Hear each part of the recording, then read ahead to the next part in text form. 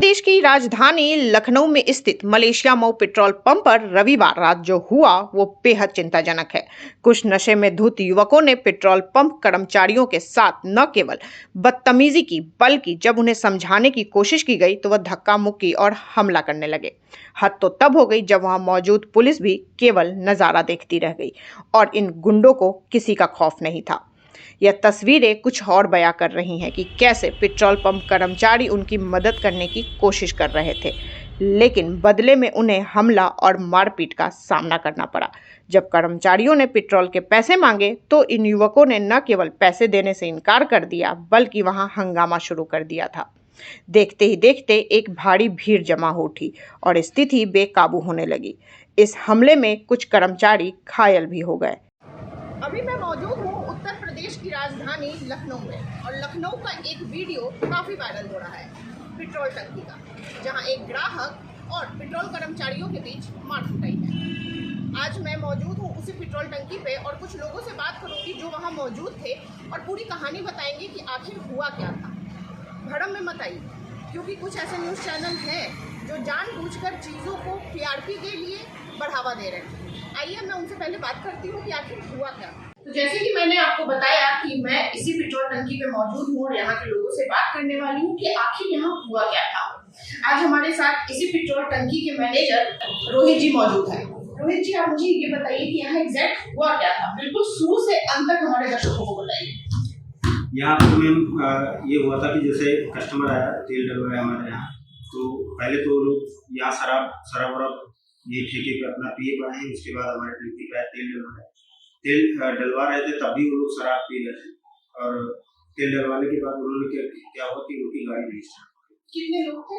वो तीन लोग थे, उनकी गाड़ी नहीं स्टार्ट हो रही थी। तो हम लोगों ने यहाँ प्रयास किया स्टार्ट करवाने के लिए, सेल्समैन और हम भी गाड़ियों को धक्का लगा रहे थे कि कैसे गाड़ी स्टार्ट हो जाए, तो गाड़ी स्टार्ट करो। फिर उसके बाद इतना सब कुछ करने के बाद भी गाड़ी स्टार्ट नहीं हुई, तो हम लोगों से बोला कि गाड़ी साइड में करके किसी मैकेनिक को कॉल कर लीजिए आप, या तो हम प्रयत्न करते हैं कोई अगर मैकेनिक हम लोग मिल जाता है तो आपकी गाड़ी सही करवाना। उन्होंने कहा ठीक है। हम लोगों ने मिस्त्री को कॉल किया तो तब तक लगभग दुकान जो हमारे जान पहचान के लोग थे उनको कॉल किया तो उनकी दुकान बंद हो चुकी थी, तो आए नहीं। तो हम लोग बोला कि भैया आप अपना मिस्त्री को बुला लीजिए जिससे आपकी गाड़ी सही हो जाए, आपको भी असुविधा न होने जाए। मतलब आपने पूरी कोशिश की उनकी मदद करने की, पूरी टंकी ने कोशिश की कि आप उनकी मदद करें, उनकी गाड़ी ठीक करें। तो बात कहाँ से स्टार्ट हुई? बात स्टार्ट ये होती है कि उन्होंने पेमेंट नहीं करा था हमारे पास। टंकी पे तेल लगाया के बाद पेमेंट नहीं किया। उन्होंने कहा कि पेमेंट आपका आ रहा है आज। हम लोगों ने कहा ठीक है चलिए कोई बात नहीं, आप पेमेंट मंगवा लीजिए तब तक। उसके बाद लगभग सेल्समैन जो तेल भर रहा था वो 20 मिनट तक उनके पीछे लगा था, खड़ा हुआ था कि भैया हमारा पेमेंट कर दीजिए, हम चले अपना दूसरा काम करें, दूसरा अपने कस्टमर में तेल भर। तो उन्होंने कहा कि पेमेंट आ गया है आपके अकाउंट में, जबकि पेमेंट नहीं आया था। उसने कहा कि अगर पेमेंट आ गया तो स्क्रीनशॉट या फिर कैश दिए हो तो कुछ हमको बताइए किसको दिया है कैश।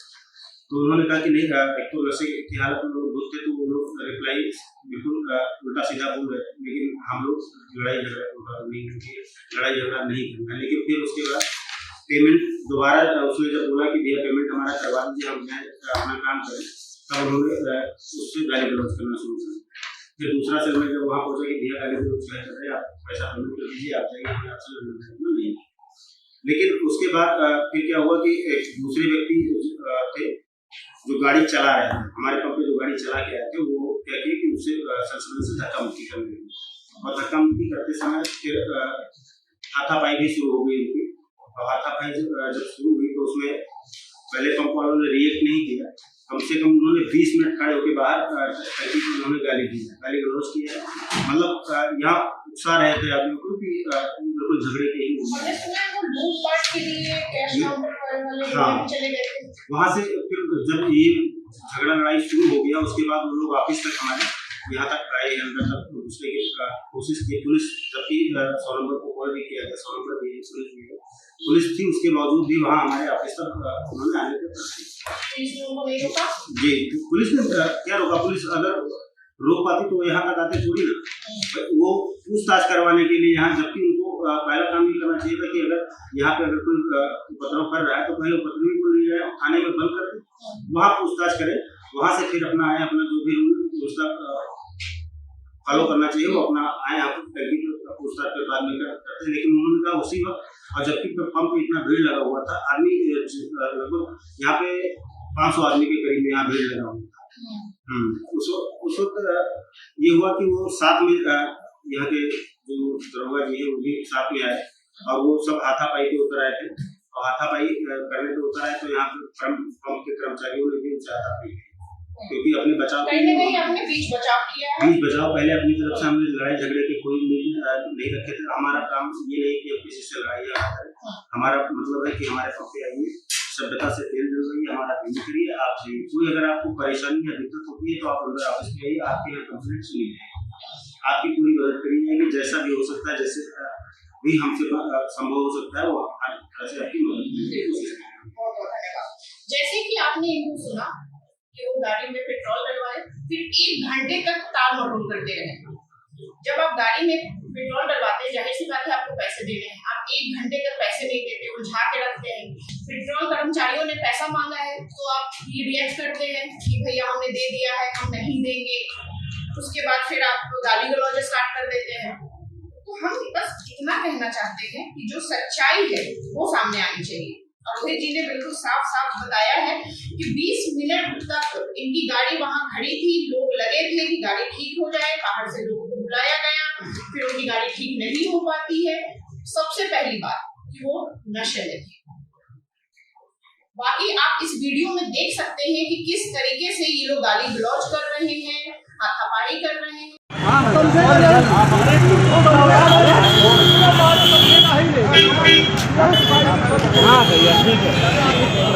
सबसे बड़ा सवाल, पुलिस वहां होते हुए इतना बड़ा कांड कैसे हो गया? आप इस वीडियो में पूरी वाकया को बहुत अच्छे से देख सकते हैं। इसी तरीके की तमाम खबरों के लिए निश्चय टाइम्स को फॉलो करें और निश्चय टाइम्स देखते रहें।